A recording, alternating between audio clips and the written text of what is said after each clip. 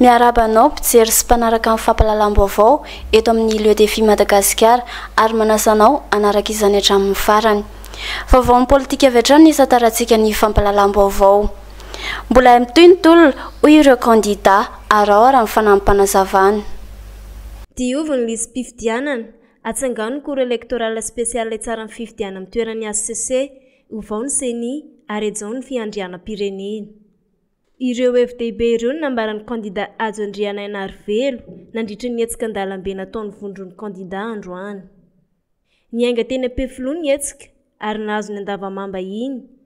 Tampilamina no nanaovana ny diabe ary tsy nisy ny fanapaona bomba lacrymogène. Nanambara izy ireo fa mbola hitoeram-pitso izany. Manao antsoavo ny vovona mpitatitra ny taxi-moto manoloana ny tsy fandriam-pahalemana izay ataon'ireo jiolahy Eliza Razafy nitondra ao ny andinindin'izay. Amin'izao fotoana izao dia efa mihamorongatra ny asan'ny jiolahy ka voatohitohina amin'izany ny asan'ny taxi-moto.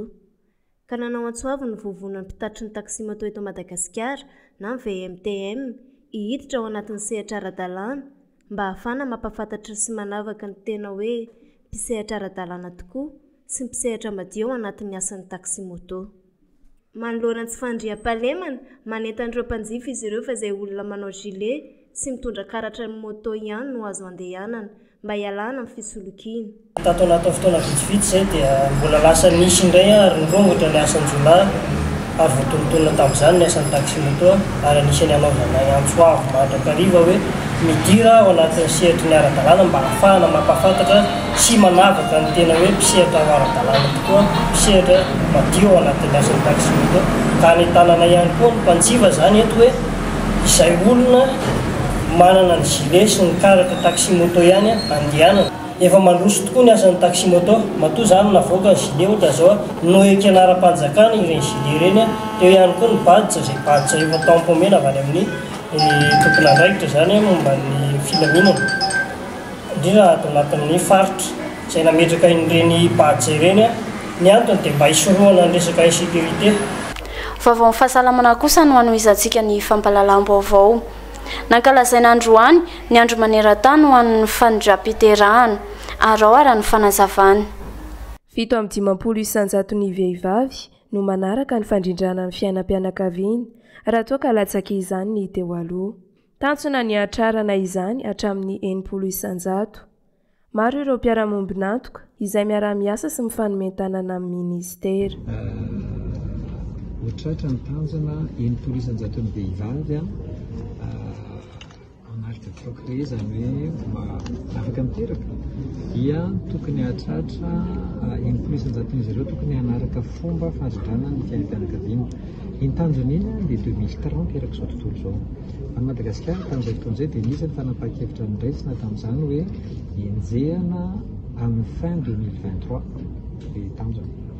Amintsika miresaka izao tamin'izay fotoana izay 43% no tany vehivavy izay manaraka fandrindrana fiainam-pianakaviana tamin'izany isika amin'izao fotoana izao 7 isanjato atsakely. Izany hoe 3 isanjato eo izany sasany dia tratra izay 9 isanjato izany. Nitondram-bavaka lalam-pirenena voalohany ny komina Ampitatafika androany noho ny fisian'ny lozam-pifamoivoizana matetika amin'ny lalan'iny. Noho ny lozam-pifamoivoizana misy matetika eny amin'ny lalam-pirenena voalohany dia nanatanteraka fotoam-bavaka lehibe ny komina Ampitatafika androany. Nisy ny fotoam-bavaka lehibe niarana tamin'ireo fiangonana rehetra misy eny atoerana. Ny fahitana fa misy loza matetika amin'ny tranga eto amin'ity lalam-pirenena voalohany ity dia heverina fa misy ny atao hoe tsika olombelona saina vatana fanahy, misy ny hery-tsy maso ary no filazan'ny olona dia hoe misy lalana misy hoe lolo eto amin'ny komina Ampitatafika dia tsy voafehy antsika intsony izay fa dia nitsona fitondra fivavahany reto ny heverina fa nisy fanahy ratsy manalonaloka izay mitondra faty olona ary misy mihitsy ara-tranga ao anatin'ny herinandro anankiray olona 3 maty amin'ny loza samy hafa dia misy milaza misy manapaka hoe bisikileta manapaka nefa rehefa minjery ilay olona maty tsy hita koa ilay bisikileta dia karazany ohatran'izany misy ary misy toerana tsy eo anelanelan'ny fokotany malaza sy ny Ambodiafotsy amin'ny lalam-pirenena voalohany io misy toerana anankiray eo matetika dia hitrangana loza misy kamiao milatsaka ao misy dia izay ny antony tompoko.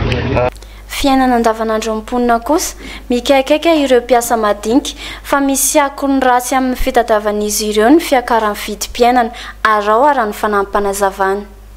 Mpandrafitra vy no asa iveloman'ity lehilahy sendrana ity. Manoloana ny fiakaran'ny vidim-piainana dia velotaraina izy ireo. Ny fampiakarana vidin'entana no any sisa farahery kanefa hatramin'ny sin'izany dia ny hena ihany koa ny fanjifana ny vokatra vokarana. Asa tanana ohatra hoe mandravona vy rehefa resaka movakonia ny